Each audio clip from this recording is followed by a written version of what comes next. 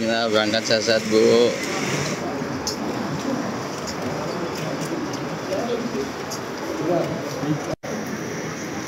Menuju Arab Saudi melalui Bandara Internasional Soekarno-Hatta, Tangerang, Banten. Petugas PPIH yang berasal dari Kementerian Agama dan Kementerian Kesehatan serta unsur TNI Polri diberangkatkan untuk membantu para jemaah calon haji Indonesia yang akan melakukan ibadah haji. Petugas PPIH yang berangkat diantaranya ada tenaga kesehatan, terdiri dari dokter spesialis penyakit dalam, spesialis bedah, spesialis paru, spesialis jantung, anestesi, psikologis, dan juga psikolog maksud kami juga turut dilibatkan. Mereka akan melakukan tugas dan fungsinya di sana untuk melakukan pembinaan serta pelayanan jamaah haji Indonesia. Ya tentunya sebelum diberangkatkan ini Put, mereka pun juga dikumpulkan ya, yaitu penyelenggara ibadah haji atau PPIH yang akan bertugas di Arab Saudi ini masuk ke tahap pembekalan pertama, istilahnya begitulah ya. Telah melaksanakan pemberangkatan juga dilepas dari asrama haji Pondok Gede, Jakarta Timur. Dan kita ketahui dari 389 PPIH ini terdiri di atas petugas Daker Bandara, lalu 250 petugas Daker Madinah, 66 tenaga kesehatan, dan 389 petugas ini berasal dari berbagai instansi. Jadi ke depannya itu mereka ini akan bertugas selama 70 hari Put. Menyambut dan melayani jemaah haji gelombang pertama yang akan mulai tiba di Tanah Suci pada awal Mei. Rangkaian pembekalan yang dilakukan untuk mereka ini akan masuk ke tahap kedua, yaitu pada 4 hingga 6 Mei mendatang, dengan kelompok berikutnya dijadwalkan berangkat pada 7 Mei. Tahun ini total sebanyak 4.420 petugas haji diterjunkan pada penyelenggaraan haji 1446 Hijriah.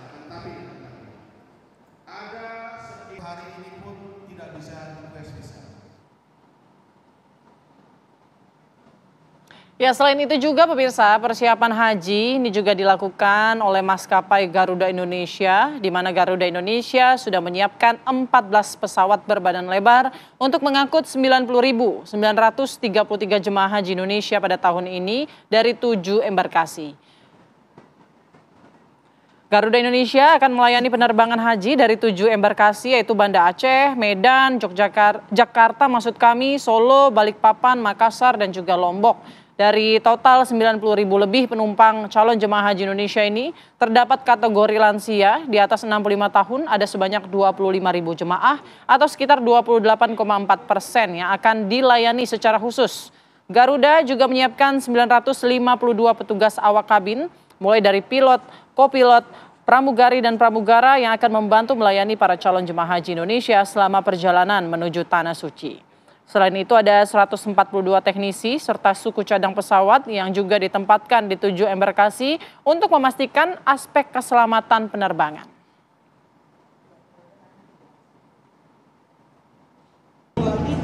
Buat makan siang. Ada tidur kan? Hah? Iya. Berani Pak. Masak anak. Jemaah Haji Indonesia, Wakil Kepala Badan Penyelenggara Haji Dhanil Anzar Simanjuntak ini meninjau kualitas dan kesiapan akomodasi serta berbagai layanan bagi jemaah di Arab Saudi. Dalam agenda ini, Dhanil Anzar Simanjuntak melakukan pengecekan, pemantauan kesiapan, meliputi akomodasi hotel, layanan konsumsi, fasilitas kesehatan. Didampingi oleh Kepala Kantor Urusan Haji Indonesia di Arab Saudi, Nasrullah Jasam, serta pejabat Badan Penyelenggara Haji.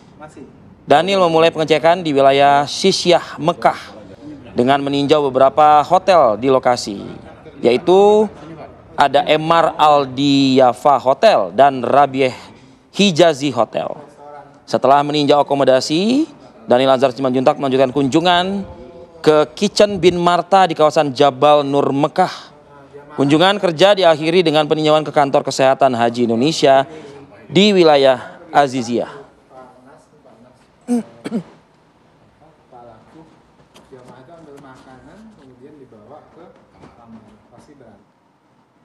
Ya, langsung saja kita akan berdiskusi dengan para pihak begitu yang akan juga bertugas loh dalam haji tahun ini ya. Yang sudah menyiapkan juga ya. Kalau yang bertugas secara lapangan udah berangkat sebagian. Tapi narasumber kita di studio ini juga bertugas juga untuk mengawal. Nah, kan begitu ya kan. Nah, sudah ada Kang Maman Imanul Haq, anggota DPR RI Komisi 8 dari fraksi PKB. Selamat pagi, Kang Maman. Pagi, Kang Maman. Dan juga ada Pak Muhammad Zain selaku Direktur Pelayanan Haji Dalam Negeri. Selamat pagi. Pagi Pak Zain. Waalaikumsalam. Saya ingin ke Pak Zain terlebih dahulu, Kang ya. Ya. Overall secara keseluruhan nih Pak Zain, kan sudah ada PPIH ya. Ya. Kloter pertama sudah berangkat, kloter kedua nanti menyusul. Ya. Bagaimana persiapan? Khususnya mungkin ya mulai dari dalam negeri sampai juga mungkin ya nanti di sana. Ya, makasih alhamdulillah. Saya Direktur Pelayanan Haji Dalam Negeri. Tugasnya ada beberapa. Pertama, menentukan kuota haji. Disebar ke berbagai provinsi, kemudian juga penentuan pelunasan haji, kemudian visa, ya, ada banyak tugas embarkasi semuanya. Nah, tugas saya yang ini yang lagi hot isu itu adalah terkait dengan pelunasan jamaah. Alhamdulillah per hari ini ya data yang ada di kita, semua provinsi itu sudah surplus. Oh. Ya, jadi dari 203.000 kuota 320 itu kita sudah lebih atau surplus 9.500-an jamaah. Kemarin tinggal 2 provinsi yang masih ada tersisa kuotanya. Jawa Barat ada 18 kuota. Mudah-mudahan hari ini sudah selesai, mungkin surplus, dan Sumatera Selatan. Oke, surplus ini maksudnya gimana ya Pak? Jadi begini, jadi biasanya itu kan dalam prakteknya setiap provinsi itu ada jamaah yang meskipun 2 bulan yang lalu mereka istitoah memenuhi syarat pelunasan, tetapi 1-2 hari sekarang mereka terkendala, umpamanya ada sakit, bahkan biasa ada yang meninggal. Nah, tiba-tiba harus kita ada cadangan. Cadangannya itu ya 5% dari total kuota yang ada. Setiap tahun seperti itu. Setiap tahun memang ada seperti itu. Ya, ya. Oke, itu untuk kuota. Kita memaksimalkan kuota yang kita miliki karena kita tahu kan daftar antriannya tiap provinsi kan panjang sekali. Betul. Jadi kalau kuota sekarang 221.000 sekian, ya arahan Pak Menteri ya, kepada kita semua agar dimaksimalkan kuota ini. Tahun kemarin 2024 itu ada 45 kuota yang tidak terpakai. Mudah-mudahan hari ini ya kalau tidak 100% minimal samalah tahun 2024. Oke, untuk visa, Pak Zain? Untuk visa, alhamdulillah hari ini ada datanya saya pegang ya. Ya, kami punya petugas di kantor itu kerja 24 jam. Ada 80 orang yang bekerja shift-shiftan, tidak pernah berhenti karena cara kerja kita kan di sini pagi, di sana masih malam. Ya. Biasanya di sini malam, di sana baru. Ya, beda 4 jam lah ya Pak Zain. Beda 4 jam. Jadi sehingga posisi biasanya agak kencang itu pada malam hari. Sehingga kami ada 80 petugas di kantor itu bekerja 24 jam. Posisi sekarang saya ada data.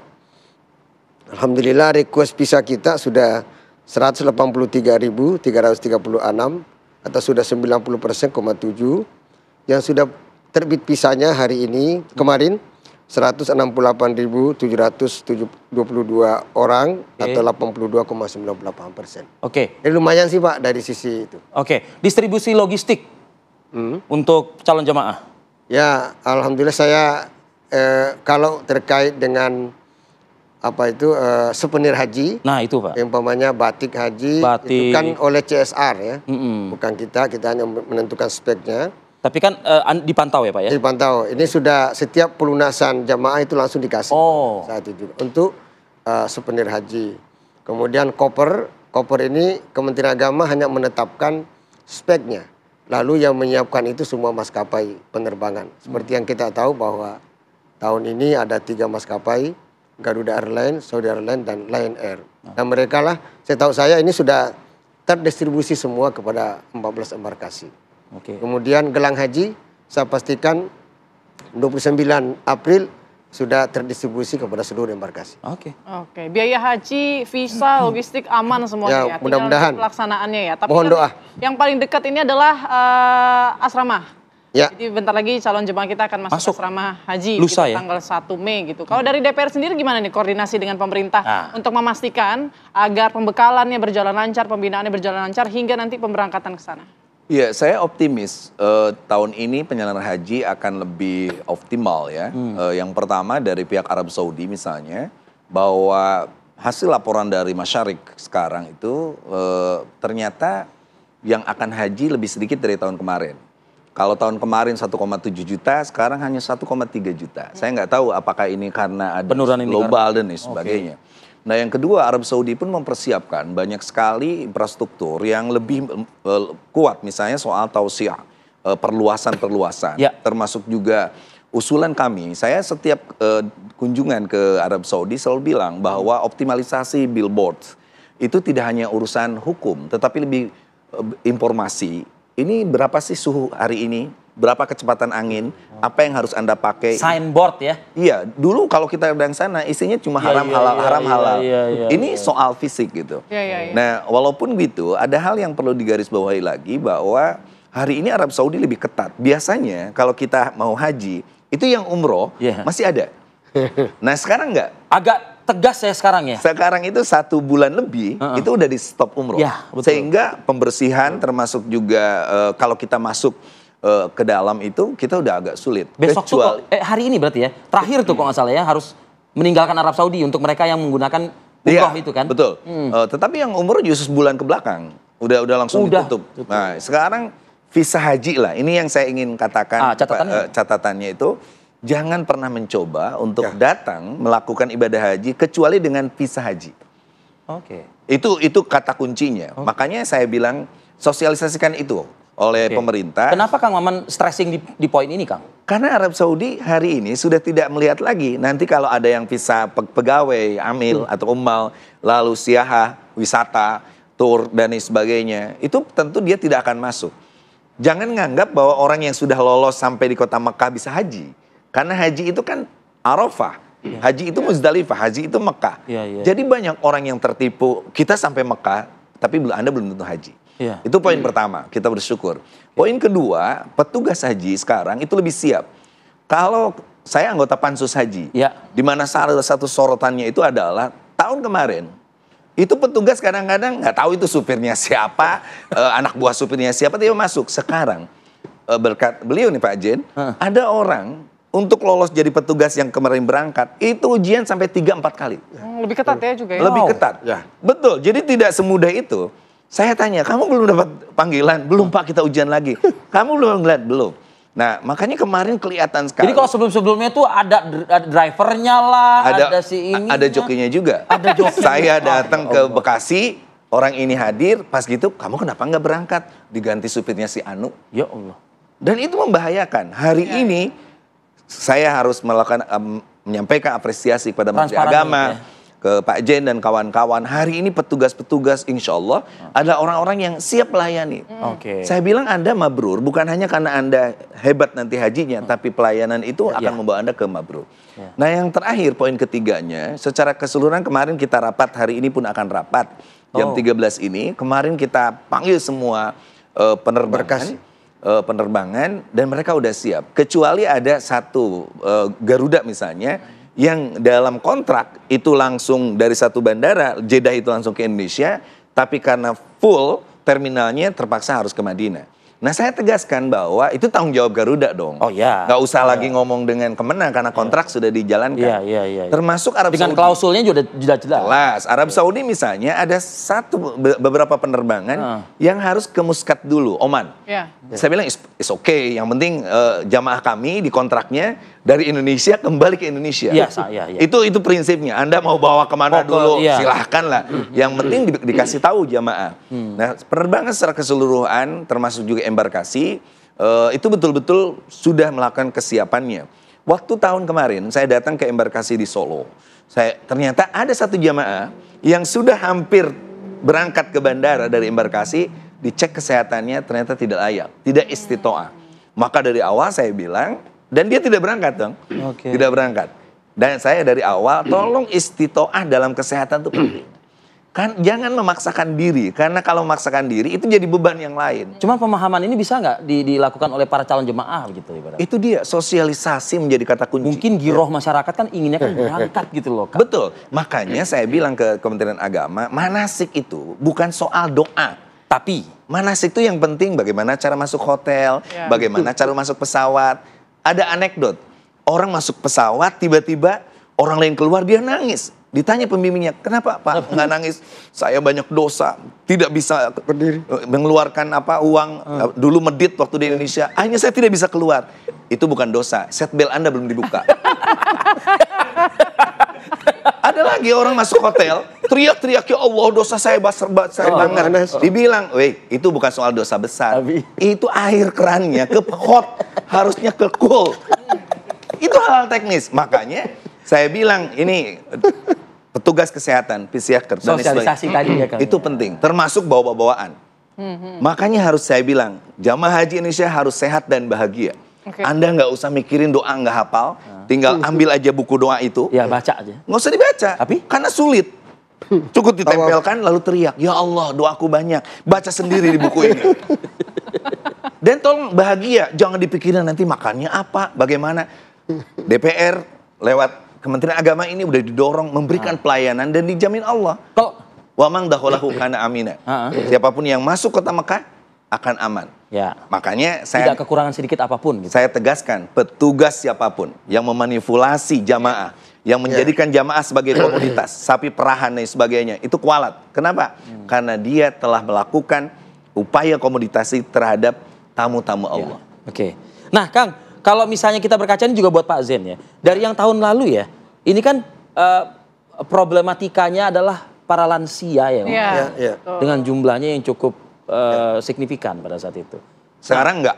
Sekarang tidak. Jadi waktu pasca COVID, kita tahu persis, lansia tiba-tiba dikasih banyak. Iya. Padahal dikurangi 50% kita kan waktu pas COVID itu, pasca Iya. COVID itu. Itu kelihatan banget. Oke. Semakin banyak lansia, semakin ribet kita. Semakin ribet ya. Karena beliau-beliau itu kan harus kita jaga dan lain sebagainya. Nah tahun ini cuma berapa Pak Jen yang tahu jumlahnya? Tadi Berapa, Pak Jen? 28% ya Pak? Ya, 25%. 25%. Sedikit. Oke. 25.000. 25.000. Ya, hanya 7%. Pak Zen, artinya potensi problematika haji tahun ini kira-kira ada letaknya di mana nih Pak Zen? Ya. Terlepas Anda dan tim di Kementerian Agama sudah mempersiapkan ya gitu loh. Ya, insya Allah ya kita sudah mitigasi semuanya. Terkait dengan lansia, ini bukan hanya program di Indonesia, tetapi di Saudi juga tahun ini sudah diberlakukan program untuk ramah lansia dan disabilitas. Mereka itu punya program namanya Nihayatul Haya. Sebetulnya tidak enak. Nihayatul Haya itu kan the end of life. Ya, tapi ini sudah menjadi program. Jadi mudah-mudahan sekarang semua petugas yang tadi sebutkan 4.220 itu sudah diberikan bimbingan tentang ramah lansia dan disabilitas. Semua maskapai pramugarinya juga sudah menyiapkan juga kursi roda, kemudian ramah lansia. Kita pastikan itu. Kemudian di sana juga petugas siap di Mekah juga, Saudi juga seperti itu. Maktab-maktab dan itu. Iya, semua ini. Nah, potensi yang kedua, saya kira Kang Maman paham betul.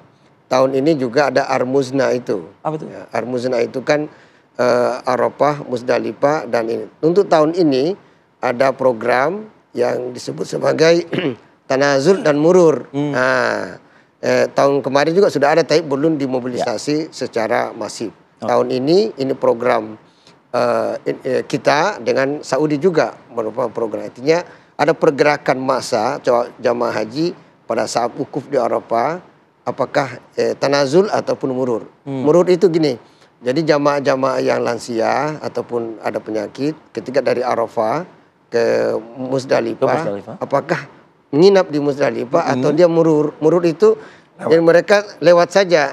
Dia hanya di atas rantru aja. Ya, di atas bus, enggak usah turun karena nanti ada problem, nanti ada hilang dan sebagainya. Ya, beberapa jam di situ, setelah itu langsung ke. Oke. Ini program ini mungkin ada sekitar 70.000 sekian ya, antara murur dan tanazulnya. Tetapi ini potensi kredit dari awal kita sudah memitigasi, dan Arab Saudi juga untuk tahun pertama ini juga melakukan itu. Mudah-mudahan Karena nanti petugas pengawas ada semua di situ. Mudah-mudahan ini berjalan dengan lancar. Tampaknya penyelenggaraan haji tahun ini insya Allah mudah-mudahan lebih lancar ya Pak dari tahun-tahun sebelumnya begitu ya. Nanti kita juga akan melihat ya bagaimana kemudian persiapan dari embarkasi di Surabaya gitu ya. Sukolilo. Oh ya, Sukolilo untuk jelang nanti tanggal 1 calon jemaah haji mulai masuk ke dalam asrama. Sesaat lagi pemirsa kami akan kembali untuk Anda.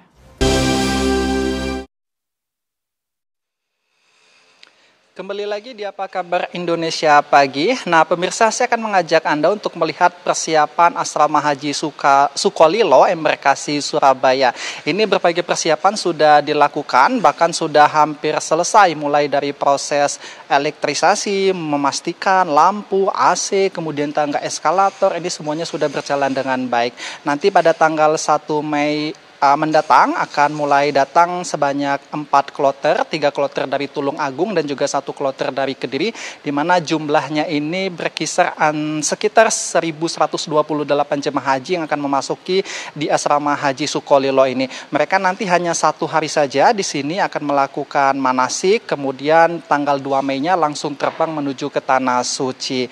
Nah ini adalah persiapan yang sudah dilakukan kemarin, sudah ada pemasangan X-ray sebanyak 5 unit. Kemudian ada di gedung tempat saya mengabarkan saat ini 1 unit di gedung Bir Ali, kemudian di gedung Musdalifah ada 2 unit dan juga gedung Mina juga ada 2 unit lagi. Selain X-ray juga dipasang metal detector. Ini kemarin sempat kami konfirmasi, tujuannya adalah untuk memastikan supaya bawaan para jemaah ini aman begitu. Tidak lagi ada barang-barang yang unik ataupun aneh. Biasanya tahu sendiri kalau misalnya jemaah dari Indonesia membawa cobek, membawa rice cooker, alat-alat masak, kemudian semacam gunting ataupun potongan kuku yang mereka ini informasinya tidak tahu. Nah ini dapat disisir di sini sehingga nanti pada saat mereka tiba di bandara tidak perlu lagi melakukan pembongkaran dari koper-koper mereka, dan ini akan menghemat waktu untuk mereka melakukan proses check-in sampai dengan nanti boarding dan juga terbang. Kemudian untuk ratusan kamar juga sudah bersih semua, bahkan lantainya pun sudah kinclong, artinya sudah 100% asrama haji Sukolilo ini siap menyambut kedatangan dari calon jemaah haji embarkasi Surabaya. Nah total di Jawa Timur sendiri ada 35.168 jemaah dan semuanya sudah melakukan pelunasan, artinya secara administrasi ini sudah selesai semua dan mereka ini akan siap berangkat untuk menuju ke Tanah Suci.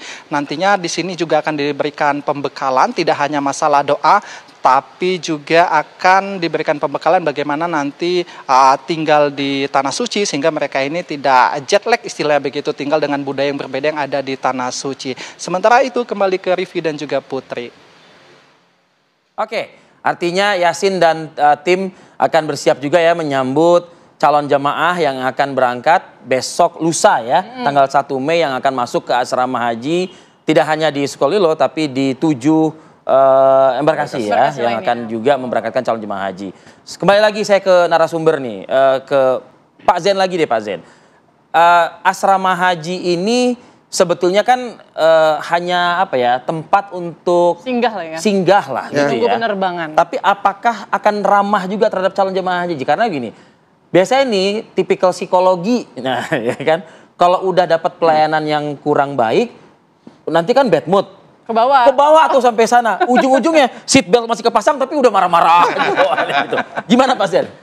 Jadi begini, arahan Pak Menteri Agama Profesor Kiai Nasruddin Umar itu semua kita petugas ya di Kementerian Agama sama juga di BP Haji agar memberikan layanan yang berkualitas kepada jamaah. Apa itu? Ya, pastikan bahwa seluruh SOP berjalan. Begitu jamaah masuk di embarkasi atau asrama haji itu tersenyum. Nah, naik maskapai juga nyaman di atas maskapai, turun di pesawat di Jeddah atau Madinah juga aman dan nyaman. Kehusyuan terjaga. Ya, dan balik ke tanah air juga senyum bahagia seperti Kak Maman tadi supaya mereka haji mabrur. Karena ini kan haji ini merupakan romantic destination of the heart of Islam. Itu menjadi destinasi spiritual yang sangat didambakan seluruh umat Islam di dunia. Jadi to go to Makkah, go to home.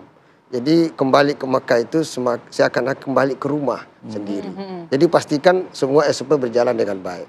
Nah, untuk ini kami di Kementerian Agama untuk tahun ini sudah ada one stop services. Ya, ini Kang Maman pasti tahu itu. Kemudian kami juga ada aplikasi namanya Munakasa. Munakasa ini bukan ujian skripsi, tapi Munakasa ini adalah manajemen unit layanan UPT embarkasi kita, yang aplikasi itu memberitahu kepada semua jamaah tanggal berapa, hari apa, jam berapa, kamar berapa masuk di embarkasi. Jadi mereka sudah bisa tahu tuh, oh ini saya kloter ke-7 di Banjarmasin atau di Surabaya. Oh saya mestinya masuk jam 1 siang. Ikutin aja pedoman Ikutin aja pedomannya. Berarti jadwal aktivitas selama di Mekah juga ada di aplikasi itu? Enggak, ini harus untuk di Indonesia saja. Ini oke. Ya, ya. Nah, bagaimana pengetahuan pemahaman calon jemaah terkait dengan standar yang sudah berbasis IT ini atau berbasis aplikasi ini gitu Pak Zen? Ya tadi seperti Kak Mama sampaikan, kita harus melakukan sosialisasi secara masif lewat manasik haji. Dan itu sudah digenjot Pak dari Nah, kemudian kita sudah membuat video-video. Video-video bisa dilihat. yang mudah dipahami dan mudah dimengerti. Ya, video itu umpamanya bagaimana tata cara naik pesawat. Iya. Ada semua di situ, masuk di toilet. Nah, itu penting. Tata cara buka sabuk pengaman gitu ya Pak. Iya, jangan sampai ada jamaah haji naik lift, tiap keluar lift hilang sendalnya. Karena Batas suci gitu ya. Jadi hal-hal teknis seperti ini kita sudah antisipasi. Ya, mudah-mudahan saja ini. Dan kemudian seperti tahun kemarin, tahun ini 3 embarkasi kita, 3 bandara kita sudah fast track seperti kemarin, tapi kualitasnya diperbaiki. Jadi maksudnya apa tuh? Jadi fast track ini adalah proses imigrasi yang dilakukan di Indonesia.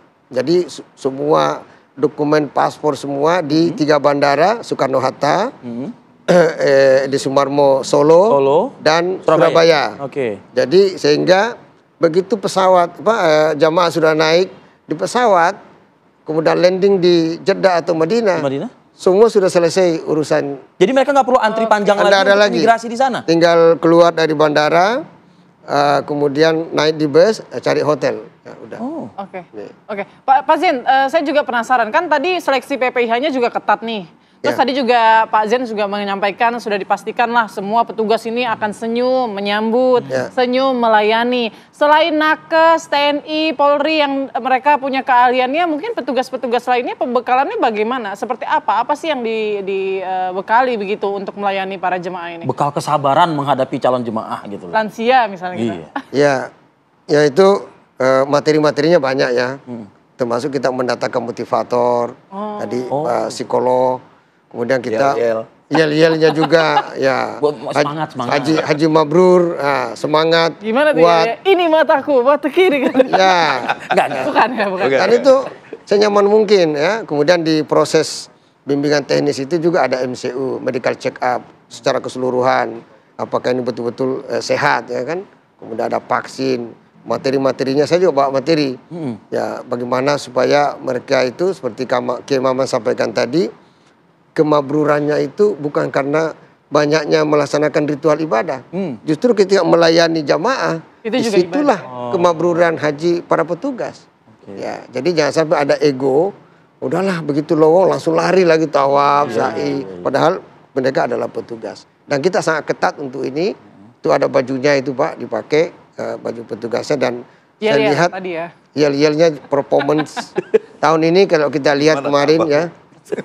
Lebih 300 orang itu yang kita lepas oleh Pak Dirjen dengan Pak Irjen, BP Haji juga bersama-sama. Saya lihat memang performanya sudah orang-orang ikhlas lah untuk melayani jemaah kita. Kang Maman, isu konsumsi, ya kan, isu maktab layak atau tidak, menghadapi juga ada juga mungkin kita juga sudah melakukan semacam kayak forecasting weather ya, karena kan seperti tahun berapa tuh. Hujan yang tiba-tiba mengguyur di Arafah yang kemudian menyebabkan maktab kita jadi basah, bahkan juga tergenang air seperti ini.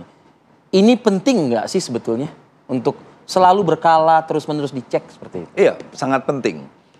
Satu, ada perubahan manajemen di Mekah itu, di Arab Saudi itu. Dulu zaman 70-an ada syekh. Nah, ini. Lalu syekh itu perorangan kan. Lalu dibikinlah semacam yayasan, namanya muassasah. Tapi muassasah pun belum merasa cukup. Dia harus punya badan hukum, namanya sang syarikah. Nah, syarikah-syarikah ini dia harus mengajukan diri untuk lolos dalam semacam tender dengan Kementerian Agama. Ada sekitar 14 atau sekian syarikah yang ikut, lalu hanya terpilih 8. Nah, yang 8 inilah dia yang nanti menawarkan, misalnya hotelnya di mana, di wilayah apa, lalu nanti cateringnya. Kita hanya memberikan beberapa standarisasi. Misalnya yang saya selalu bilang harus selalu ada bumbu yang ada tes Nusantaranya. Yang kedua, orang Indonesia tuh nggak terlalu banyak makan. Ini kan kadang-kadang dikasih ayam atau ayam kalkun atau apa gede banget. Nggak usah. Yang penting dia betul-betul rasanya enak, lalu pas dan penyajiannya pas gitu. Nah itu pula yang kita minta misalnya kalau kita ngecek di Arafah dan lain sebagainya, kita bisa nguji misalnya di Arafah kenapa karpetnya itu tidak sesuai dengan spek biaya yang kita keluarkan. Nah hari ini bisa terbuka seperti itu. Kalau dulu enggak. Saya pernah tanya waktu pas COVID itu, saya bilang kenapa ini karpetnya kok kecil begini? Dia bilang, we lost 2 years. Kita 2 tahun nggak dapat untung, wajar aja kalau ngambil untung. Itu pihak Saudi? Pihak sana. Kan itu semua mereka, syarikah itu. Nah cuman ada orang kita yang ikut-ikut jadi broker sih.